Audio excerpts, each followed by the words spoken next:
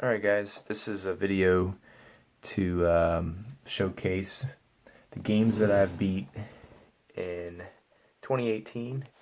I'm trying to adjust I'm trying to adjust the camera so what you're looking at isn't too bad.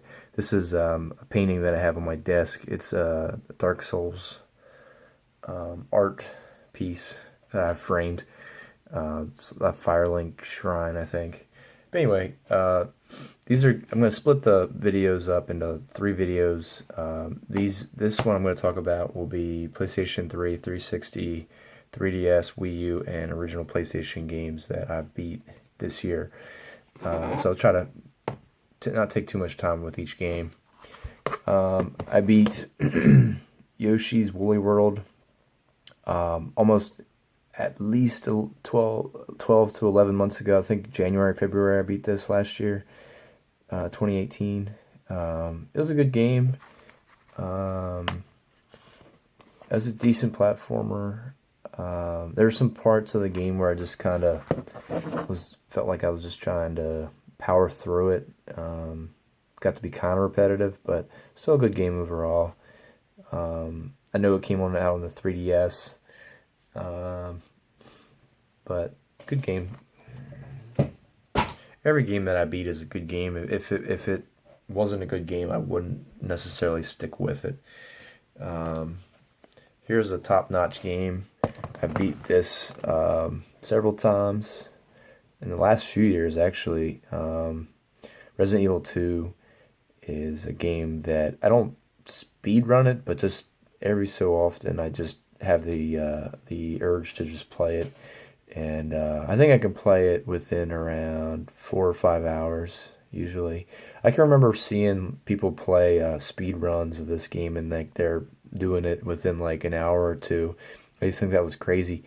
But once you just really kind of know how to play the game, I can see how they can keep doing it faster. But anyway, I'm looking forward to the remake of this. Don't know if I'm going to get it right away or not. I usually don't buy brand new games, but I like the idea of it being a remake, but then also having like new ideas to incorporate into the remake rather than it just being like the same exact game just with new graphics. But anyway, great game. 3DS games, I beat New Super Mario Bros. 2. This was a game that I got, I think, in 2017 around Black Friday, and I just played a lot of it and then just put it down. And then back a few weeks ago, I couldn't even remember if I beat it or not.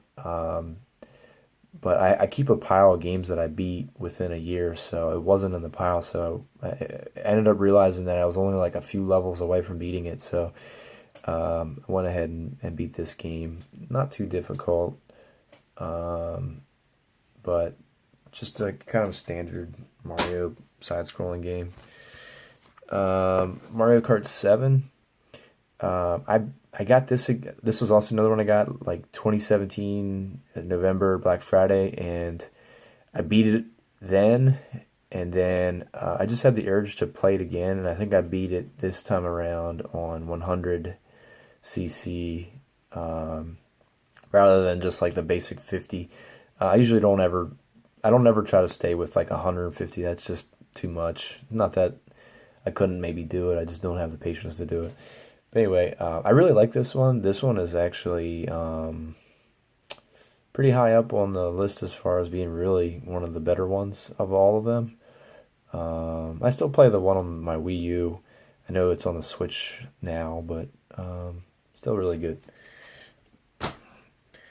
And then lastly, Yoshi's New Island. This was another one. It was weird. I was playing this and Woolly World around the same time. This just has kind of more of your graphics that would be closer to Yoshi's Island and Super Nintendo. It's just this is I guess like a, it doesn't say Yoshi's Island 2, but it's basically like a sequel. I can't tell you anything about. I don't think these games have storylines technically that I can remember. but just a good quality platformer.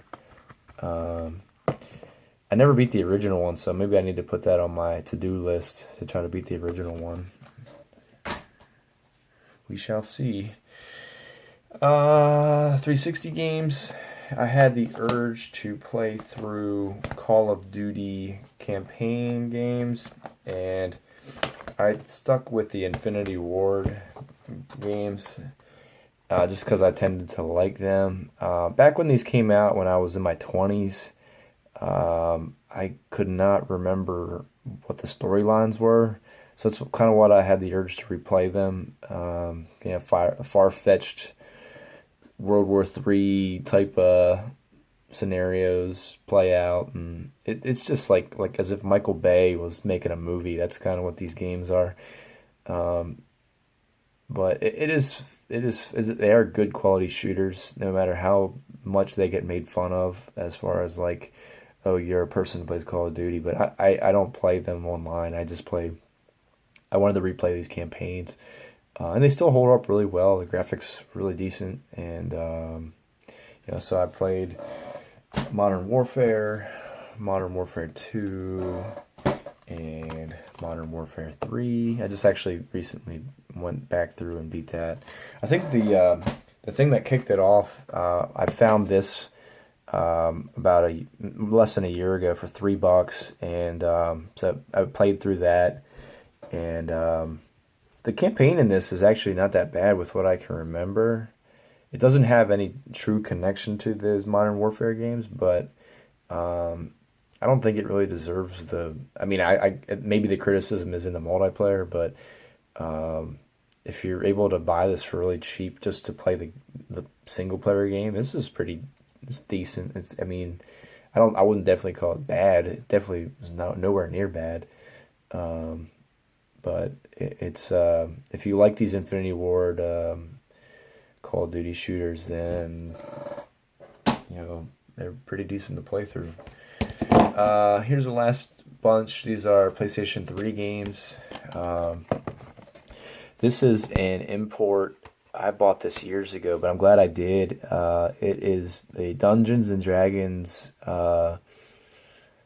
import version of Sega Saturn ports. So, two Dungeons and Dragons Sega Saturn games. They're basically just side-scrolling Capcom arcade beat 'em ups. So, if you are interested in action beat 'em ups, side-scrolling beat 'em ups, then this is this was one that I'm glad I bought when I did. I don't know what it's going for now, but I was looking through some games. Sometimes I like to play shorter games just to just finish off a game. I realized I never beat these before, so I think it has like endless continues, so you can just keep dying and continuing. So it's not like you get 3 lives and then the game's over like the original arcade games would have been, unless you keep feeding quarters. But I would recommend this if you're looking for more physical games for your PlayStation 3 collection. I think this game's fun. A game that I bought just a few months ago and had a lot of fun with it. It's not a physical version of this game, but when I found out that they did have something like this, that's a download code in the case, I was like, I don't think this is going to be made into a physical version, but I can at least appreciate it and try to play it. And I liked it a lot. It kind of shows its age on the PlayStation 3, because like I made the comparisons to Alien Nation is another one that was made for PlayStation 4. It's a top-down twin stick shooter, which I am really have been obsessed with over the last few years. But this is a zombie game. So this one came out before Alien Nation. This one tends to get more praise. I liked this storyline better than Alien Nation. Alien Nation was just kind of like not the greatest, but then the gameplay was really good. With this, the gameplay is really good and the story's semi decent. Kind of repetitive, but that's to be expected in a twin stick shooter. And it actually lasted a good bit long too. It wasn't like a little short 2 hour game.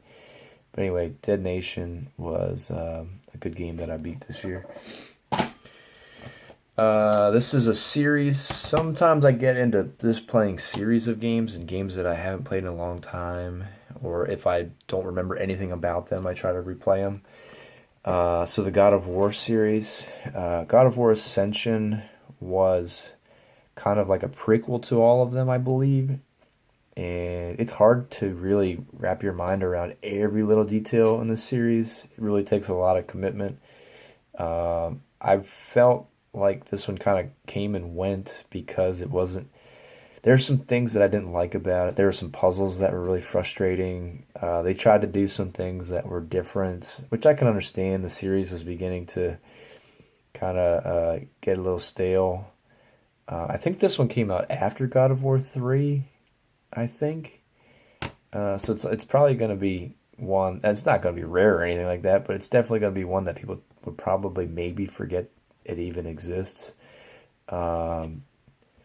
But they tried to like really push the limits on the graphics too. You can kind of tell that. But because of that, I think that they relied heavy on like cuts. What are they called? The cut scenes where you have to just time your button presses and things like that. I forget what that's called. Anyway, so this was one that it really took a lot of effort to power through. There were some times where I was getting real close to just quitting and just calling it quits. But I think I tend to look up like how long, like how many chapters are in a game, and I think that's what motivated me to just continue with it. Anyway, God of War Ascension.